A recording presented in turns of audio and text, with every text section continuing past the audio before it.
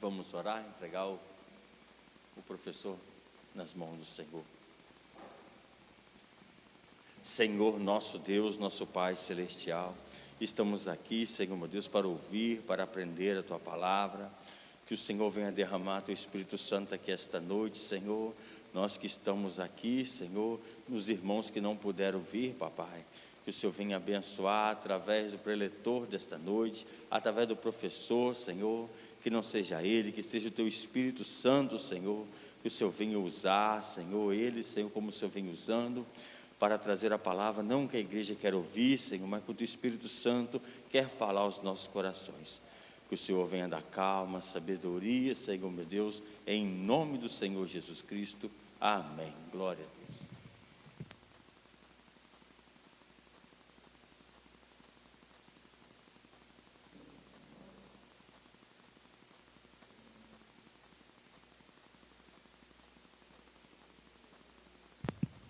Saúde a igreja com a paz do Senhor Jesus, amém? Agradeço a Deus por mais essa oportunidade. Agradeço ao pastor Carlos pela confiança de mais uma vez estar trazendo um estudo nesta noite.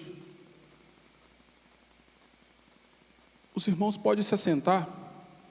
Vou primeiro fazer uma pequena introdução, como de costume. Em cada estudo que eu trago, eu gosto de fazer uma introdução a respeito do livro que vou estar usando como base. E o livro que eu vou estar usando como base nesse estudo será o capítulo 4 do livro de Salmos, o Salmos 4. Mas antes, o livro de Salmo, ele é o 19º livro da Bíblia. E nele nós encontramos uma coleção de hinos e orações referentes a Deus em adoração a Ele. Ou seja, os salmos são orações e louvores a Deus. Em Israel, parte deste livro foi utilizado como hinário nos cultos que eram realizados. Ao longo dos 150 capítulos, vemos os mais diversos temas sendo abordados nos salmos, e entre eles, Deus, a adoração a Ele, sua criação, o bem e o mal, guerra, a vinda do Messias, entre outros assuntos que ali nós vemos relatados no livro de Salmos. Neste livro são atribuídas autorias de Davi, que escreveu 73 salmos, também Salomão, Moisés, Asaf, Emã e os filhos de Corá e Etã. Alguns salmos citados não são citados seus possíveis autores.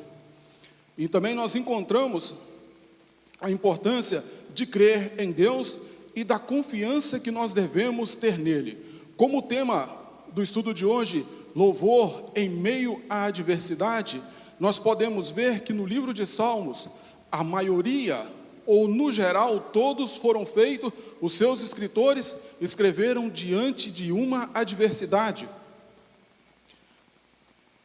Além disso, entendemos a necessidade de nos entregarmos ao Senhor, confiando e esperando pacientemente nele e nas suas decisões. Outros assuntos recorrentes durante o livro de Salmos são as profecias da vinda do Messias como Salvador do povo, a morte e a ressurreição de Cristo e o seu sofrimento na cruz.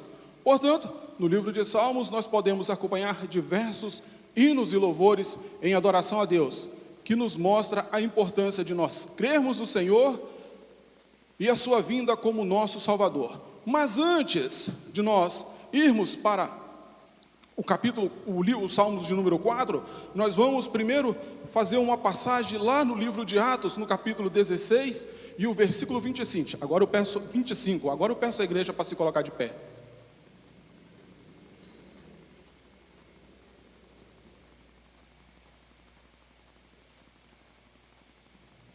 Atos, capítulo 16, versículo 25, que diz assim: perto da meia-noite, Paulo e Silas oravam e cantavam hinos a Deus, e os outros presos escutavam. Amém. Podeis assentar.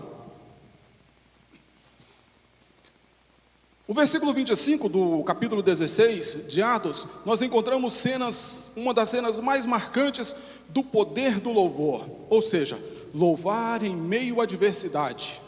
Essa é uma das que mais marcam. Eu não vou adentrar em todo o contexto sobre o que trata o capítulo 16, eu vou usar apenas essa base, o versículo 25.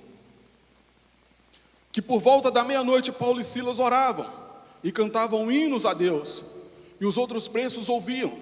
O contexto aqui é de dor, é de injustiça.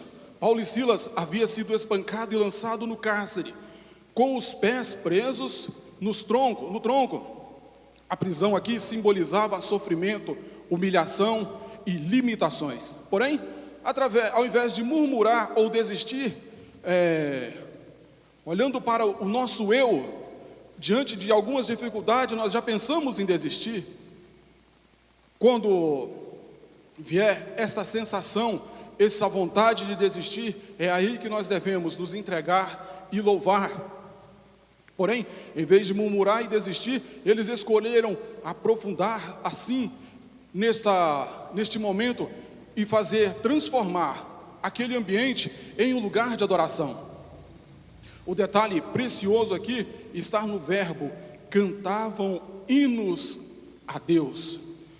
O louvor, ele não nasce em circunstância favorável, ou seja, não é naquele momento seu de alegria, de diversão, que vai surgir o louvor que vai tocar a alma, que vai tocar o coração de Deus, mas sim naquele momento que você está passando por uma adversidade.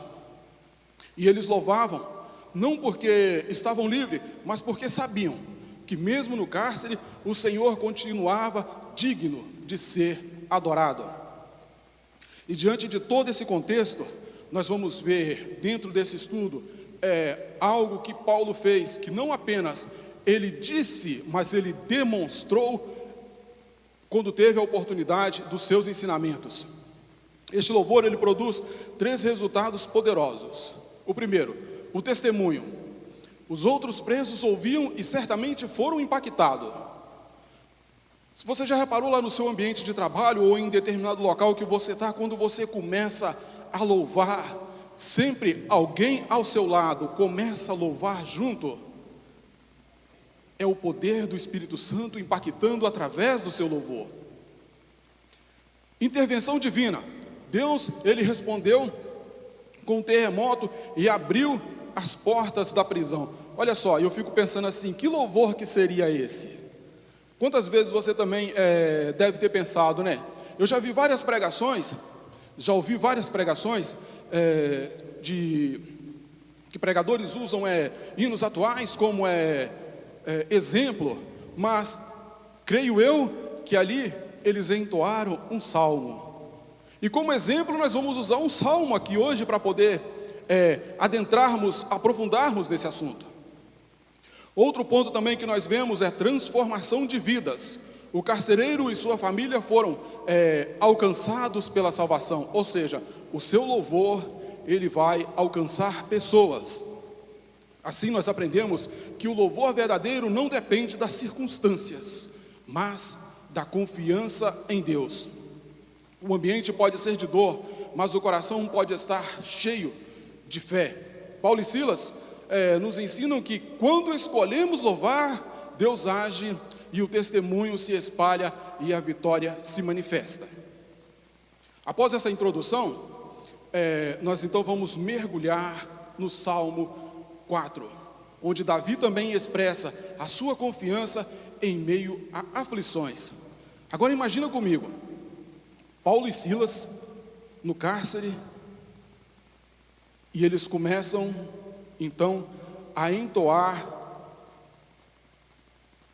o Salmo 4 em louvor a Deus.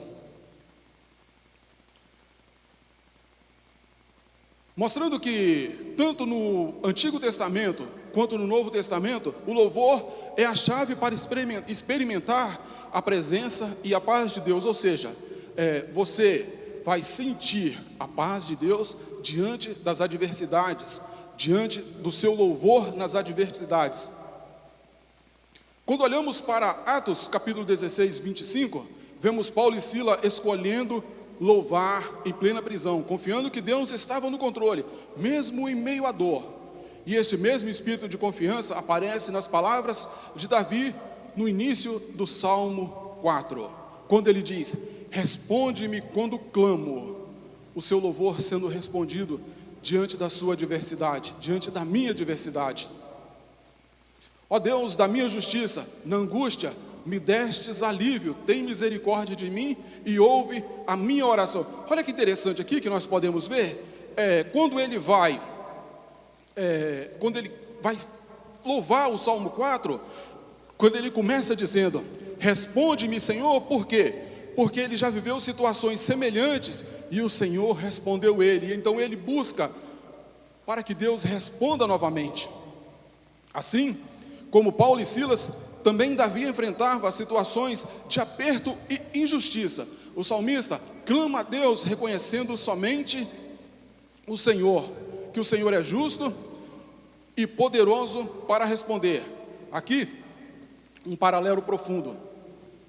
O louvor e a oração não são apenas expressões religiosas, mas um ato de fé que declaram, mesmo quando tudo parece contrário, Deus continua presente e digno de nossa confiança. No Salmo 4, Davi lembra que em tempos passados Deus já havia socorrido na angústia. E essa lembrança fortalece a sua fé para pedir novamente o livramento. Da mesma forma, Paulo e Silas, em vez de se concentrarem nas feridas e correntes, eles voltaram-se para Deus, que já havia lhes dado vitória antes. Ou seja, interessante que diante de uma adversidade, quando nós louvamos, nós também buscamos um momento em nossas vidas em que Deus já nos socorreu, para nós clamarmos que Ele venha socorrer novamente. E essa ligação entre os dois textos mostra que o louvor é um reflexo de confiança em Deus. Paulo e Silas cantavam, Davi clamava em oração e declarava fé. Ambos os casos, o coração está firmado na certeza de que o Senhor é fiel para agir. E nós, ao aprofundarmos no Salmo 4, nós vemos no primeiro verso, clamor em meio à angústia. Algum irmão quer fazer algum comentário?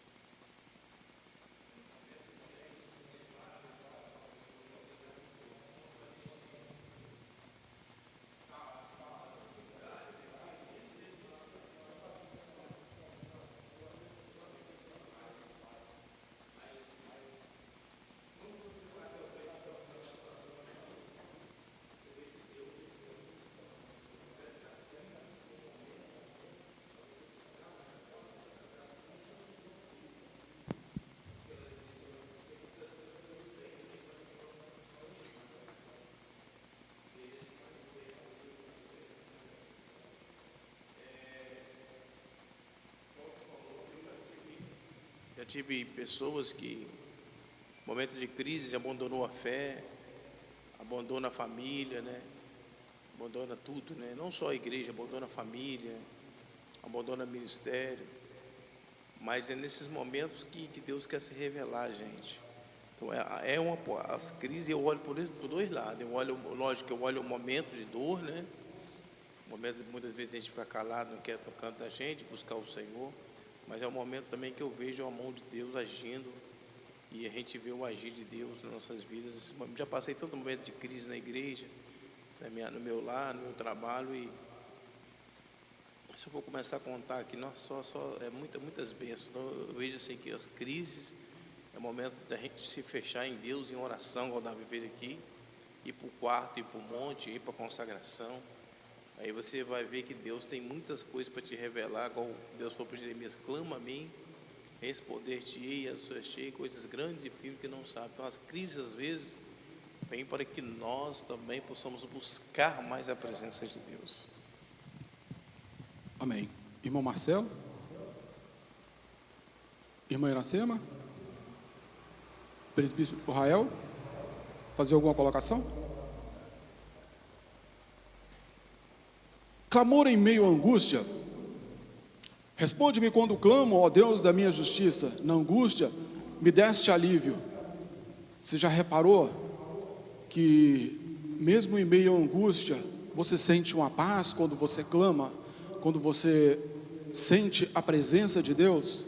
Você sente uma paz, algo extraordinário. Tem misericórdia de mim e ouve minha oração. Davi começa lembrando quem é Deus.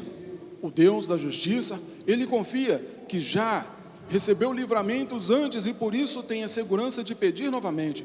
O salmista entende que a sua vitória não vem das suas forças, mas da misericórdia do Senhor, e isto mostra duas verdades. A primeira, ele reconhece que a sua justiça não vem de si mesmo, mas de Deus. E a segunda, ele se lembra das vezes que Deus lhe trouxe alívio no passado, usando isso como fundamento para a oração. Ou seja, quando nós oramos, nós também fazemos menção a Deus daquilo que Ele já fez por nós, para continuar fazendo.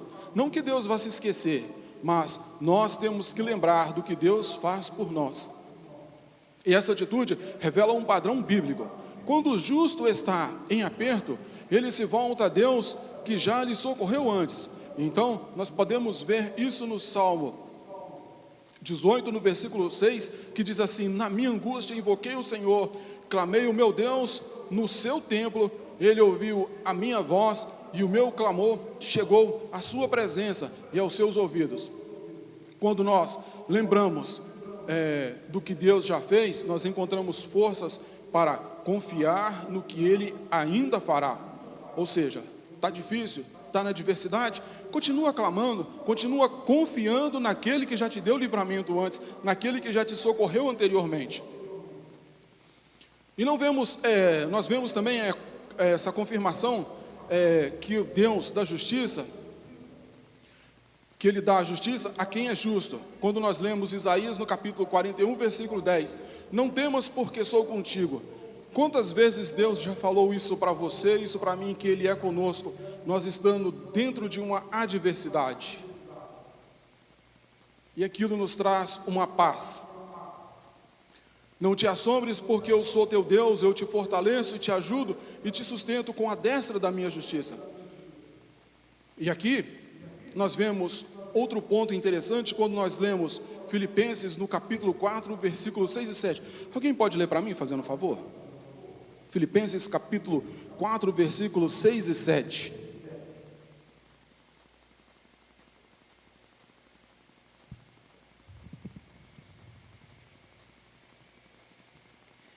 Não estejais inquietos por coisa alguma. Antes, as vossas petições sejam em tudo conhecidas diante de Deus pela oração e súplica, com ações de graças. E a paz de Deus, que excede todo entendimento, guardará os vossos corações e os vossos sentimentos em Cristo Jesus. Amém. Olha só que interessante. Paulo, ele fala aos filipenses: não andeis ansiosos ou inquietos, com coisa alguma.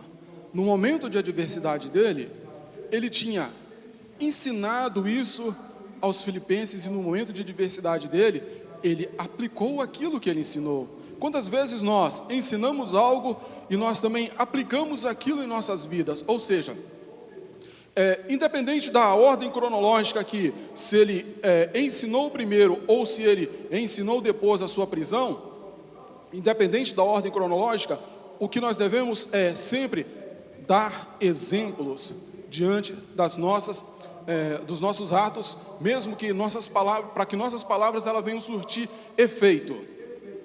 Acho que consegui explicar, para os irmãos. Aqui também vale lembrar que a oração de Abacuque, que lá no capítulo 3, o profeta ele escreve para representar, ele escreve o que representa para nós a mais profunda petição: realiza de novo em nossa época as mesmas obras, faze-as conhecidas em nosso tempo. Abacuque aqui ele pede que o Senhor faça em seu tempo o que ele já havia feito no passado. Ou seja, ele fez uma vez, por que não pedir para ele poder fazer de novo?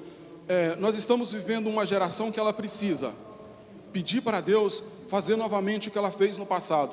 Mas será que nós temos uma geração que tem coragem de pedir para que seja feito? Será que nós temos uma geração hoje que está surgindo, que está pronta para poder viver o que Deus fez no passado? Porque você entoar um louvor, cantar um louvor, pedindo para ele poder fazer, mas na hora que ele começa a fazer, que ele começa a te usar, você se esconde, ou você se recusa a trabalhar na obra? Temos que ver se a geração que está surgindo, ela está mesmo disposta a ser o instrumento que Deus quer usar nessa época. Então Abacuque ele pede ao Senhor que faça em seu tempo o que ele havia feito no passado.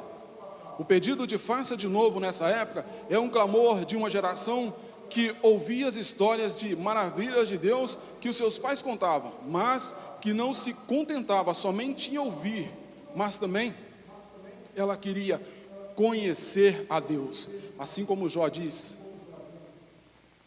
que ele conhecia Deus de falar, depois ele começa a conhecer, ele conhece a Deus pelo que ele vivenciou. Pastor? Você trouxe esse livro aí, e também é uma outra resposta das aflições. Às vezes a gente está clamando a Deus. Eu vejo isso como pastor, eu aprendi muito isso como pastor. A gente quer ver respostas de Deus, o que Deus age. Porque a gente olha, por exemplo, Abacuque viu que o povo estava sofrendo.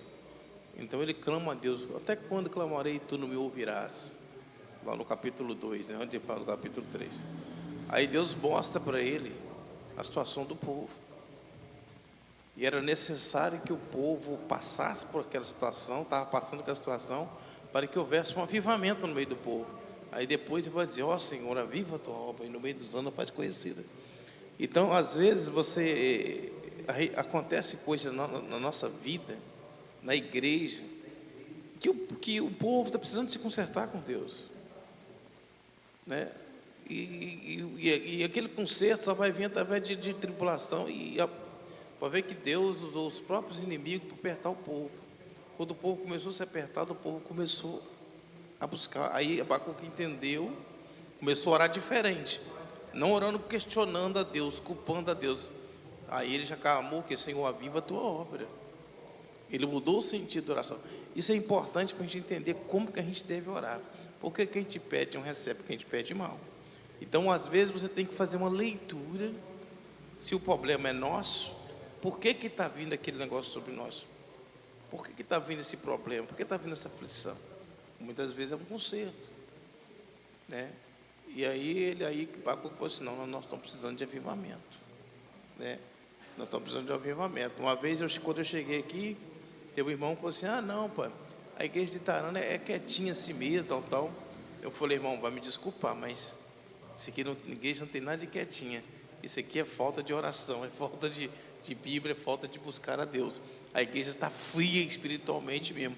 A igreja precisa buscar o avivamento, né? Não, porque eu não via na escolinha dominical, não tinha curso de oração, né? Os cultos eram aqueles cultos parados. Falei: não, irmão, isso é tudo falta de oração, Então a gente não tem que colocar desculpa, porque a gente tem hora que tem que analisar, né, Marcelo? Precisamos pedir a Deus avivamento nas nossas vidas, no nosso povo, porque o problema dessa perseguição, dessa luta, é falta de avivamento, e a igreja precisa de avivamento. E esse avivamento não é só para você buscar bênção, não é para você buscar poder, unção, graça, força diante de Deus. Nós só precisamos ver disso. Igual eu, por exemplo, no meu ministério, a gente tem uma chavezinha dentro de nós, né? O que é uma chavezinha? Você começa a pegar na Bíblia, você não começa a ter mensagem, é um sinalzinho, opa, preciso jejuar, preciso orar, tem alguma coisinha, não é assim, Marcelo? Porque senão você fica cutucando, não acha nada. O que é isso aí? Pô, tem alguma coisa errada. É um sinal, o Espírito Santo está dentro da gente, irmão. Ele habita dentro da gente, ele é uma chavezinha. Então esse profeta Abacuque que você citou aí, nesse clamor aí, ele mudou a oração dele, porque ele pensava que a aflição era por causa de uma coisa, que Deus não estava observando ele, deixando o povo sofrer. Deus mostrou a ele não, que o problema estava no povo. Deus estava usando para que aí ele aviva, Senhor, a tua obra no meio dos anos, a paz conhecida. Aí isso é tremendo, para você ver como que é importante. Um estudo puxa uma coisa, né? Talvez você nem estava pensando em falar por esse lado, mas você falou e a pessoa me tocou. Outra forma de conhecer as aflições. Se está aflição, vamos orar a Deus, vamos mesmo nos aflição. Às vezes na aflição para a gente meditar, opa, espera aí, o que está faltando? O que está precisando? Não é isso? Vamos orar mais de madrugada, vamos colocar a igreja em oração, vamos para o monte, vamos consagrar. Tem coisa que é assim, nós não podemos aceitar frieza, falta de salvação, falta de bater com o Espírito Santo, falta de... Não, a gente tem que buscar, fazer uma leitura, por que as coisas não estão acontecendo, para aí nós buscarmos mais a Deus. Presbítero Marcelo? Presbítero Israel? Irmã Iracema? O interessante vou fugir um pouco do assunto, mas dentro do assunto ainda, eu lembrei de um detalhe que eu gostava de fazer quando era criança. Não tem carreirinha de formiga? Esse é o foco que nós devemos ter, entende? Quando tem uma carreirinha de formiga, se você passar o dedo entre elas assim, elas ficam perdidas. Por quê? Se você tiver com a mão suada, o cheiro do caminho delas vai se perder, e elas vão se perder. Só que dentre essas vai ter uma que vai conseguir atravessar. Tem umas que conseguem atravessar ali, manter o caminho. Ou seja, esse deve ser o nosso foco, porque nós vamos ter distrações quando nós começamos nos firmar nas coisas do Senhor. Quando nós nos colocamos direcionados na obra do Senhor, aparecem distrações. Mas se nós mantermos o nosso foco, vai aparecer gente querendo te tirar, te desviar, mas você vai continuar o seu caminho. Então, o que nós temos aqui é porque, mesmo que esses testemunhos, eles devem ser combustíveis e não motivo para a nossa acomodação. Ou seja, muitas vezes nós vemos um testemunho e depois daquele testemunho a pessoa se acomoda. Não, aquilo tem que ser um combustível para nós continuarmos buscando, para que Deus venha fazer novamente. Ao ouvirmos o testemunho do passado, assim como Abacuque, nós devemos ser preenchidos pela força da vontade e devemos ser incendiados com o desejo de ver o Senhor realizar as mesmas coisas em nosso tempo. O salmista, ele nos mostra que a oração em tempos de angústia, ela deve ser fundamentada na lembrança da fidelidade de Deus. Davi, ele não orava como quem não conhecia Deus, mas como quem já experimentou o seu socorro. Assim, a oração não é apenas um pedido, mas um ato de fé baseado no histórico do cultivo divino. Ou seja, a sua intimidade com Deus, ela vai se revelar diante da sua fé. A memória da fidelidade de Deus no passado é a chave para nós orarmos com confiança no presente. Então, quando nós chegamos nos versículos 2 e 3 do Salmo 4, nós encontramos o contraste entre o mundo e o justo, que vai dizer: filhos dos homens, até quando tornareis a minha honra em vexame? Amareis a vaidade e buscarei a mentira? Sabei, porém, que o Senhor distingue para si o justo. O Senhor não ouve apenas, me ouve apenas quando eu clamo. Aqui, Davi, ele confronta os homens que viviam em vaidade e mentira. O salmista, ele reafirma a sua identidade, ele é separado pelo Senhor, e isso garante que as suas orações são ouvidas. A fé do justo não depende da aprovação dos homens, ou seja, será que eu estou fazendo para mim aparecer hoje em dia é para poder ganhar like, né? Será que eu estou fazendo para mim poder ganhar like? Quanto mais like eu ganho, mais em evidência eu fico, mais seguidores eu tenho? Ou será que eu estou fazendo para poder ser reconhecido por Deus? Porque se for para mim poder ganhar like apenas, então meu galardão já é esse, né? Apenas os likes. Mas e o céu? Que é para onde nós devemos ir. Então Davi, ele denuncia o comportamento dos homens que vivem em falsidade e vaidade. Ele expressa indignação contra aqueles que desvalorizam o que é justo e transforma a honra do justo em escárnio. Essa parte do Salmo apresenta um contraste entre o mundo que busca ilusão e o justo que confia em Deus. Sendo assim, aqui nós temos lições importantes. A vida do justo é reconhecida por Deus, mesmo que desprezada pelos homens. Ou seja,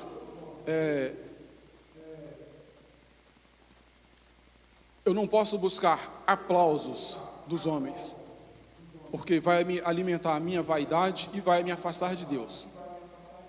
Porque tem pessoas que ela não consegue distinguir, lidar com esse lado da vaidade. Ela começa a achar que é porque ela é boa, né?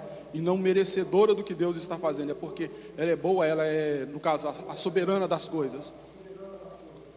Outro contraste também entre a fidelidade e a justiça nos lembra da importância de manter integridade, mesmo diante das críticas e zombarias.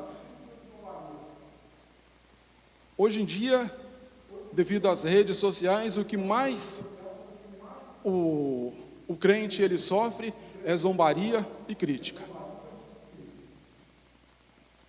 A fé do justo não depende de aplausos ou aprovação humana, mas da certeza de que Deus ouve e protege. Quando nós lemos o Provérbios 12 e o versículo 2, o Senhor, Deus abençoe os bons, mas condena os que planejam o mal. Aqui mostra que Deus reconhece e recompensa a integridade do justo, mas mesmo que a sociedade o ignore, ou seja, quando você busca agradar a Deus, você está buscando o certo, você está buscando não a sua vaidade, mas o reconhecimento de que Deus é em sua vida. Quando nós deparamos com 1 Pedro, capítulo 3, versículos do 14 ao 17, alguém pode ler para mim, fazendo um favor? 1 Pedro, capítulo 3, versículo do 14 ao 17.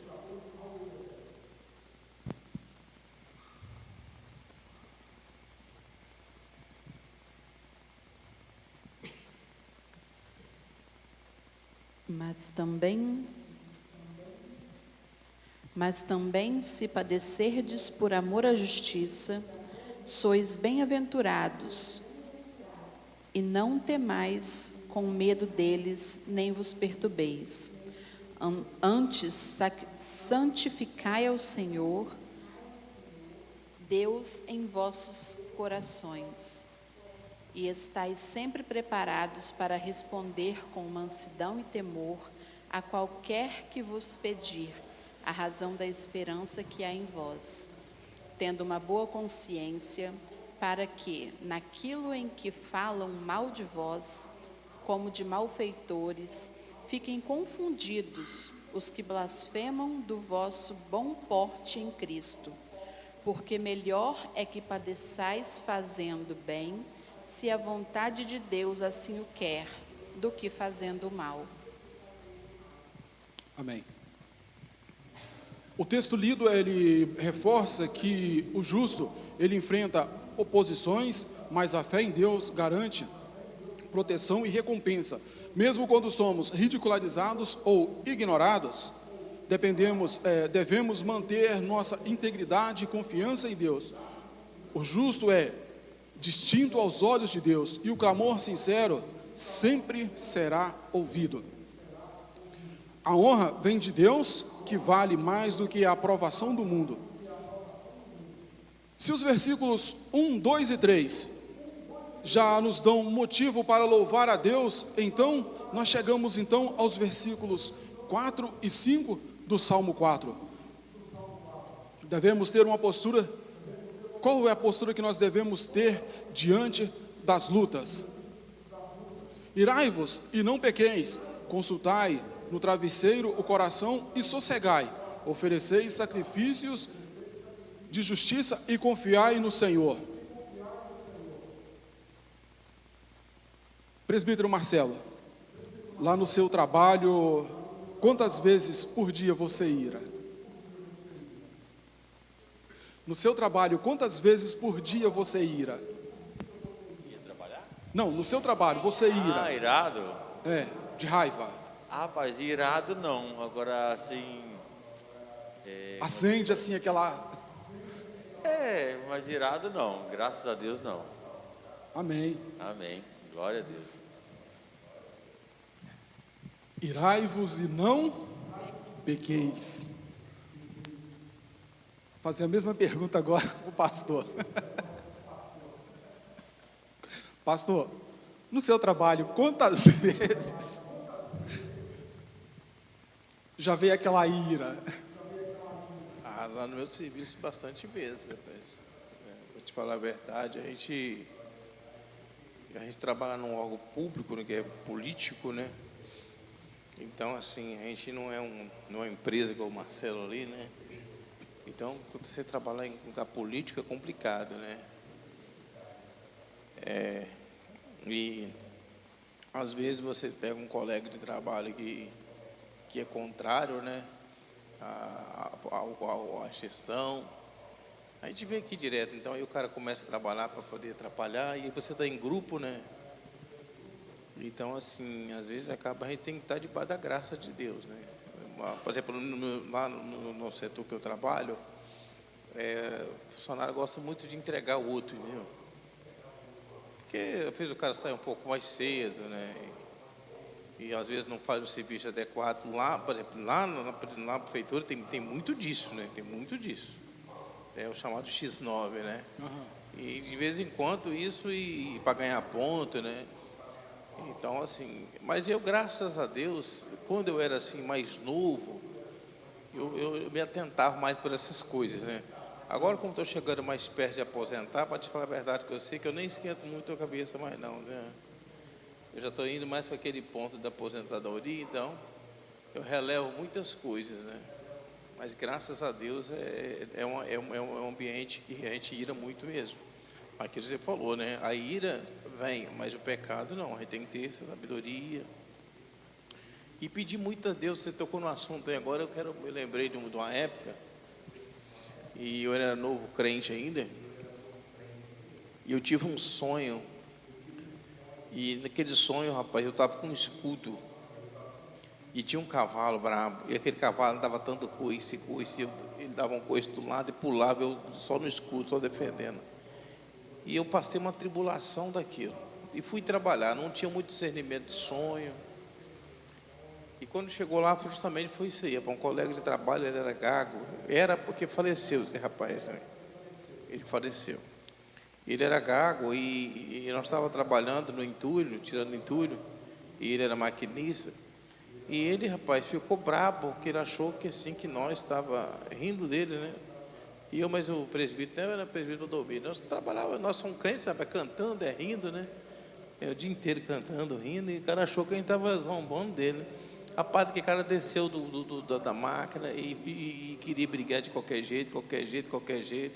Chegou um ponto que nós queríamos discutir, no final ele estava querendo jogar aquela máquina em cima da gente. E foi o dia inteiro aquela tribulação. Quando eu cheguei à noite, eu não tive discernimento. Quando eu cheguei em casa, que eu fui agradecer a Deus pelo livramento, de não ter brigado, essas coisas, eu já estava virado mesmo, estava a ponto de sentar uma pasada nele. Mas aí eu fui lembrar daquele sonho, e veio aquele sonho na minha mente. Né? Veio aquele sonho na minha mente. Então, assim, foi uma experiência que eu aprendi. Então, até nisso, a gente que é crente, às vezes, quando vai acontecer algo com você lá na frente, Deus já te mostra você antes. Se você estiver ligado no Senhor, Ele te mostra o sonho, Ele te revela, para que você não possa entrar nesse processo da ira e pecar. Então, hoje, às vezes, quando eu estou em casa, que eu tenho um sonho meio perturbador, eu já dobro o joelho no chão, já vou orar, já vou pedir a Deus para dar. Eu não sei o que vai acontecer, mas desde já eu já peço sabedoria a Deus para não me embaraçar. É porque a Bíblia já fala mesmo, o obreiro que milita não embaraça com as coisas dessa vida. Então, às vezes o inimigo ele lança pouquinhas coisas que você vai se embaraçando, não é só na vida financeira, é no casamento, né? É no trabalho. Então, assim, isso já me veio já sobre essa questão de ira, mas muitas vezes já passei por provações no serviço já. A irmã Iracema não ira não, né? Irmão Rael, lá no trabalho do irmão, do presbítero.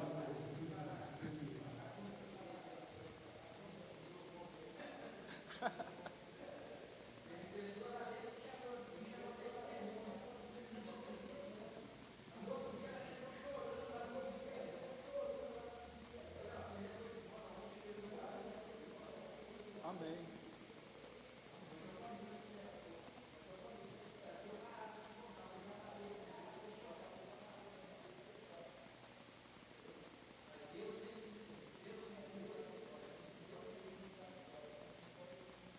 Amém.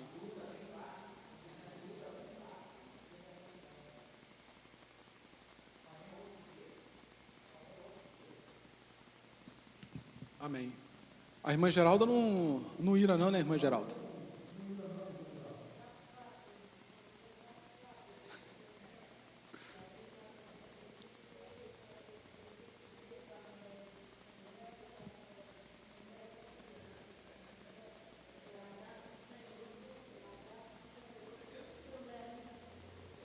Amém.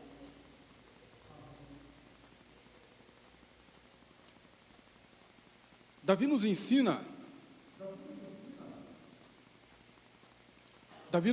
que diante da injustiça devemos controlar nossas emoções. Eu perguntei aos irmãos sobre o momento em que eles iraram. Eu também tenho meus dias de ira. Às vezes com os meus sobrinhos eu até pego a correia, mas aí o Espírito Santo segura, porque quem corrige é ele, não sou eu. Então eu também sou corrigido. E chamo a atenção deles, coloco de castigo, porque mesmo que sejam merecedores naquele instante da vara da correção, não sou eu que devo fazer, mesmo que eu ire, mas se eu fizer, eu vou estar pecando. Então é onde eu busco me controlar e eu boto de castigo. Em determinadas situações, nós devemos estarmos cientes de que, como o exemplo que eu citei lá da carreirinha de formiga, né? Virá situações que vai aproveitar aquele momento em que nós estamos para nos tirar o foco. O caminho é aquietar o coração diante de Deus, oferecendo a Ele um culto sincero e confiar. Paulo ecoa esse mesmo ensino em Efésios 4, 26, mostrando a atualidade dessa verdade. O silêncio diante de Deus fala mais alto que a revolta diante dos homens. Portanto, irar nós podemos, mas pecar jamais. Então nós chegamos aos versículos 6 e 7. E aqui nós entendemos que a verdadeira alegria, muitos dizem que quem nos fará a conhecer o bem? Senhor, levanta sobre nós a luz do teu rosto, mais alegria me puseste no coração do que a alegria deles quando lhes abundam em trigo e vinho. Ou seja, aquela alegria do mundo passageira, e a alegria que Deus coloca em nossos corações é muito maior do que aquela passageira do mundo. Enquanto o mundo busca satisfações e bens e prazeres, Davi ele declara que a sua alegria vem da presença de Deus. Essa alegria não é passageira, mas é profunda, é verdadeira. É a alegria que sustenta em tempos de escassez e dá força em meio às lutas. Davi ele aborda essa diferença entre a busca humana por satisfação e alegria que vem de Deus. Muitos homens se preocupam apenas com bens materiais e prosperidade externa. perguntando: quem nos dará a conhecer o bem? Ou seja, muitos, como eu disse no começo, querem exibir apenas status, né? Mas Davi, ele reconhece que a verdadeira felicidade não está na abundância de riqueza, mas na presença e no favor do Senhor. E eu também não estou falando contra a riqueza não, viu? Você que tem posses, Deus que te abençoe e te faça prosperar. Assim como eu peço para que Ele também, se Ele achar que eu devo, eu venha prosperar.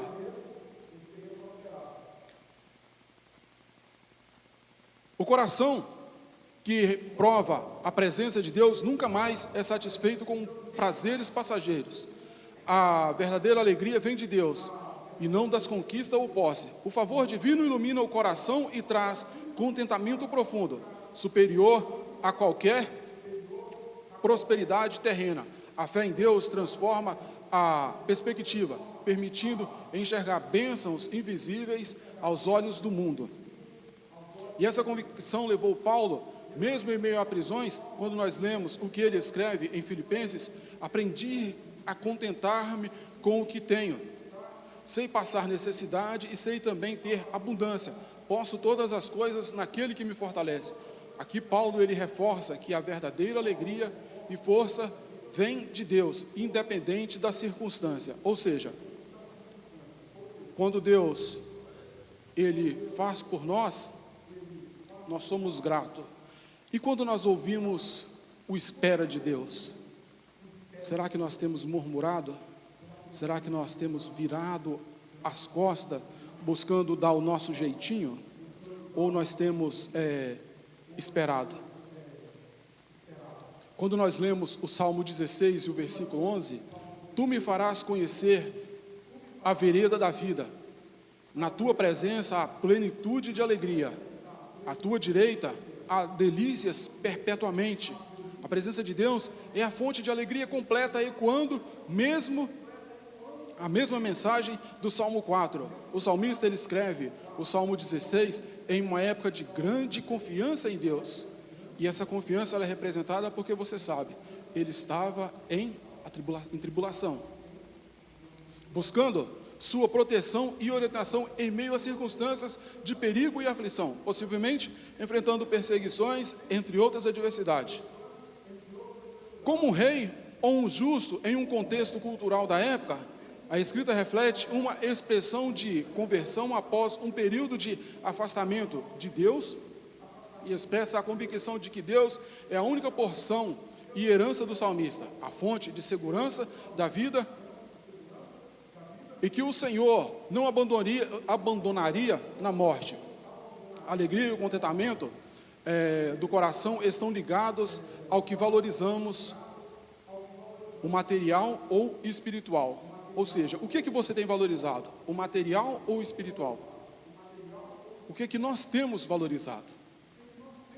Davi, ele nos desafia a medir a vida pelo que o mundo oferece, mas a buscar a luz do rosto de Deus. Mesmo em meio à escassez ou dificuldades, podemos ter a alegria plena e duradoura quando nossa confiança está em Deus e não nas circunstâncias externas. A alegria de Deus, a alegria que Deus coloca no coração, supera qualquer abundância que o mundo possa oferecer. Aparentemente o mundo tem muitas coisas aí para oferecer, aparentemente coisas boas.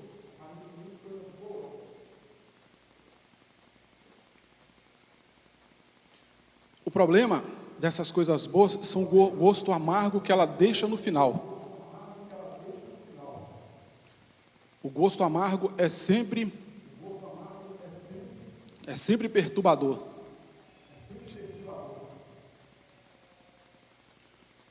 Como o tempo já se vai, vamos fazer um pulo para o final. Portanto, hoje nós vimos como o louvor e a confiança em Deus transforma nossa perspectiva em meio às dificuldades. No início, em Atos 16, 25, Paulo e Silas estavam acorrentados, feridos, presos injustamente. Ainda assim, escolheram orar e cantar hinos de louvor a Deus, demonstrando fé inabalável. Esse louvor não apenas impactou os outros presos, mas também abriu portas de prisões e trouxe libertação. Já nos versos do Salmo 4, Davi nos mostra que, assim como Paulo e Silas, nós podemos confiar em Deus em meio à angústia, em meio às adversidades. Ele mesmo ensina que a alegria e a paz e o descanso verdadeiro não vêm da circunstância, mas da presença constante e da fidelidade de Deus. E essa ligação nos lembra de que uma grande verdade, o louvor é a confiança, são forças que transformam qualquer cativeiro em testemunho, qualquer angústia em paz e qualquer noite de angústia em descanso seguro. Para finalizar, quando louvamos em meio à prisão da vida, Deus abre portas, acalma o coração e nos dá o descanso que o mundo não pode tirar, e assim eu agradeço a oportunidade.